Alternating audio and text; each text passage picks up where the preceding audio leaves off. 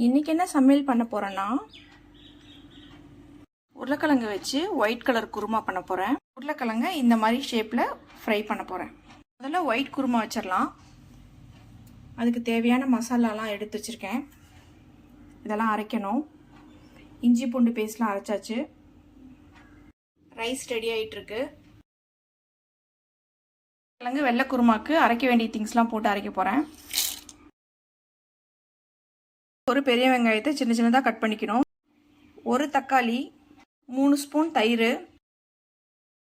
வெள்ளை குருமாக்கு தேங்காய் எண்ணெய் யூஸ் பண்ணால் நல்லாயிருக்கும்.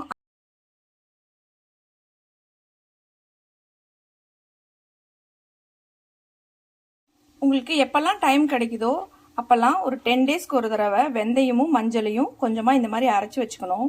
சீரகத்தையும் இந்த மாதிரி மிக்சியில் போட்டு ஒன்றும் பாதியமாக அரைச்சி வச்சுக்கணும். இந்த சீரகமும் வெந்தயத்தையும் முழுசாக போடுறத விட இந்த மாதிரி கொஞ்சமாக அரைச்சி இல்லைன்னா நுணுக்கி போட்டிங்கன்னா உங்களுக்கு ஃப்ளேவர் ரொம்ப நல்லா தெரியும். சாம்பாருக்கு யூஸ் பண்ணலாம், மீன் குழம்புக்கும் யூஸ் பண்ணலாம், புளிக்குழம்பு, காரக்குழம்பு, பூண்டு குழம்புக்கெல்லாம் யூஸ் பண்ணலாம். இப்போ லெமன் ரைஸ் பண்ணும்போது வெந்தயமும் பெருங்காயத்தையும் வறுத்து அரைக்காமல் எண்ணெயில் அப்படியே ஃப்ரெஷ்ஷாக போட்டாலும் நல்ல ஒரு ஃப்ளேவர் கிடைக்கும். இந்த உருளைக்கிழங்கு வெள்ளை குருமாக்கு நம்ம புளி போடாதனால தயிரும் ஒரு அரை லெமனும் புளிஞ்சு வச்சுக்கணும். தயிரும் லெமனும் போடலாம். இந்த குருமா ஒயிட் ரைஸ்க்கு சப்பாத்திக்கெல்லாம் டேஸ்ட்டாக இருக்கும். தனியாத்தூள் 2 ஸ்பூன், கரம் மசாலா 1 ஸ்பூன், சீரகத்தூள் எதுக்காக போட்டேன்னா ஃப்ளேவருக்காக போட்டிருக்கேன். இப்போ உப்பு பார்த்துட்டு கொஞ்சம் தண்ணி ஊற்றி க்ளோஸ் பண்ணிடணும். க்ளோஸ் பண்ணிவிட்டு 3 விசில் வந்தோடனே ஆஃப் பண்ணிக்கலாம். இந்த ஒயிட் குருமா இந்த மாதிரி திக்காக இருந்தால் தான் டேஸ்ட்டாக இருக்கும். குழம்பு மிளகாய் தூள், கரம் மசாலா 1/2 ஸ்பூன்,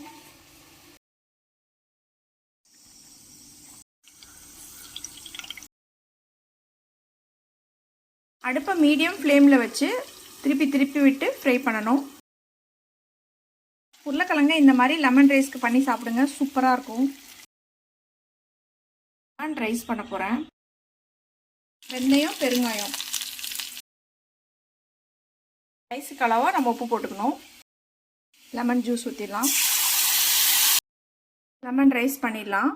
எப்போவுமே கொஞ்சமாக எடுத்து வச்சுட்டு தான் நம்ம கிளறணும். ஏன்னா புளிப்பு அதிகமாகவும் இருக்கலாம், கம்மியாகவும் இருக்கலாம். அந்த டைமில் நம்ம கொஞ்சமாக போட்டுக்கலாம்.